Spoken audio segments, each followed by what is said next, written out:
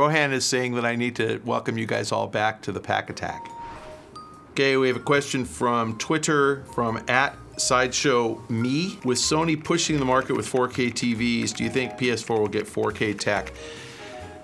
Yeah, I think that's a certainty. I think Sony, poor Sony, I think Sony is saddled with having to support other divisions of Sony. So Sony Computer Entertainment has to support Sony Television.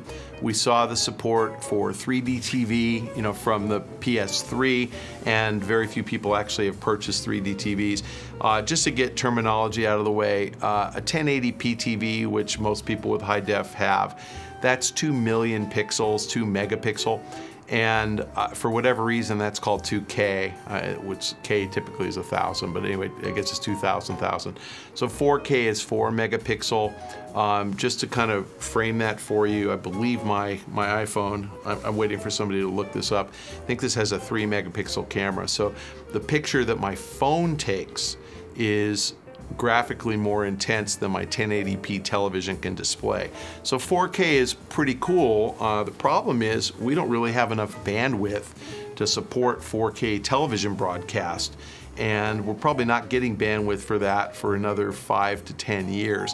So I don't really think anybody's gonna have a reason to buy a 4K TV because the broadcast is gonna be 2K.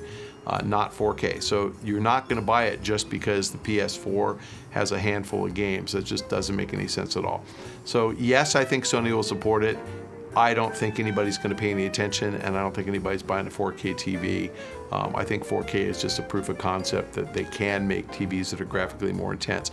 Until you start doing, you know, photos, slideshows on your living room television, until you start getting 4K video cameras, and people actually really care, it's just not going to be out there. No content. So no content means nobody buys the display.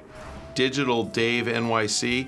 Hey Pac, what do you think of the Kickstarter crowdfunding business model? There's been some criticism of developers not fully delivering on promises. Do you see Kickstarter as a long-term solution for financing for indie games?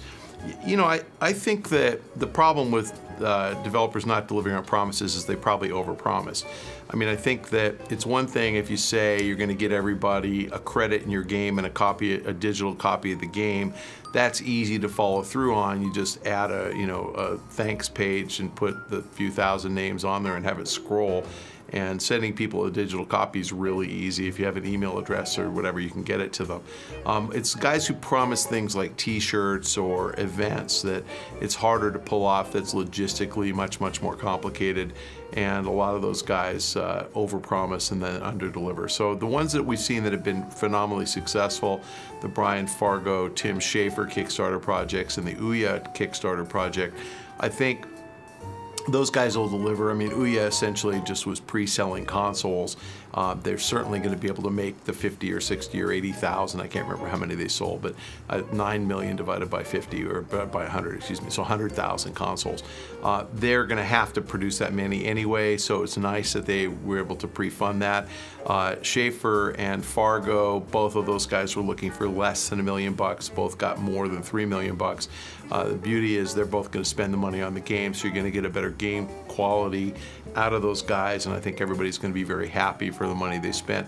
And it's really a smart way to raise money. I mean, you're essentially giving people a $10 or $15 arcade type game experience and asking them for 50 bucks. So it's really easy to pre-sell games at that kind of level and get the super hardcore fans interested. You know, I think I was talking to Tim Schafer. He had something like for $250 or $500, you get a lunch with the developers. You know, and he's going to have some big mass lunch for the 50 people or so that did it.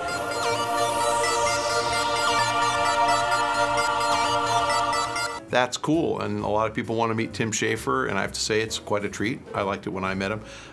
You know, so I think those are easy things to follow through on. It's the guys who get ambitious and promise you, pieces of plastic or t-shirts that aren't made yet, who've never made a t-shirt before, that have trouble with Kickstarter. So yeah, I think Kickstarter is a great way for people to raise funding. I have friends who have raised money on Kickstarter and have been real surprised at the kind of level of support they get, even if they've never been heard of before. I think it's fun for the people who put money in through Kickstarter because you get to own a piece of something that you otherwise wouldn't even have access to. So yeah, I think the model is here to stay. I think it's a great model for independence, and I think you're gonna get a lot more indie games funded that way.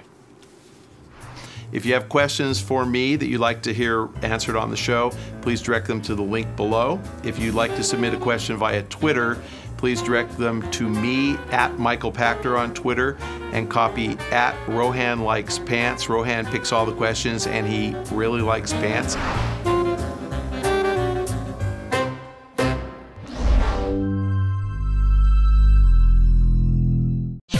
See this and other GT shows and game reviews on the GT Originals iOS app, available now on the App Store.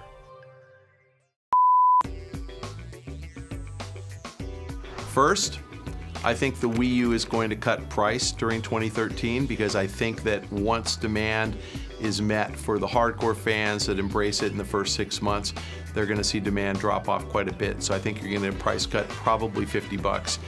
So I think that's a good thing. And you need to do a little shopping.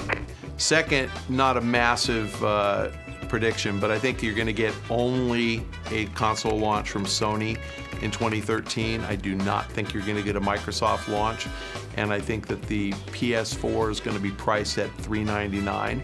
This single device has more processing power than your entire military infrastructure. Third, I think we're going to probably see a decline in unit sales for Call of Duty. Now, the reason I say that is not because I think Call of Duty is a bad franchise, but I think that it peaked at 25 million units a couple of years ago. I think you're getting increasing competition from games like Battlefield. I think Battlefield's going to be bigger next year than it was a year ago. And I think that all encroaches on the shooter category. I think that you're going to get better developed multiplayer for Battlefield, and I think that they're going to steal 1 or 2 million units a share from Call of Duty. That's my top 3 predictions for 2013. I couldn't stop it.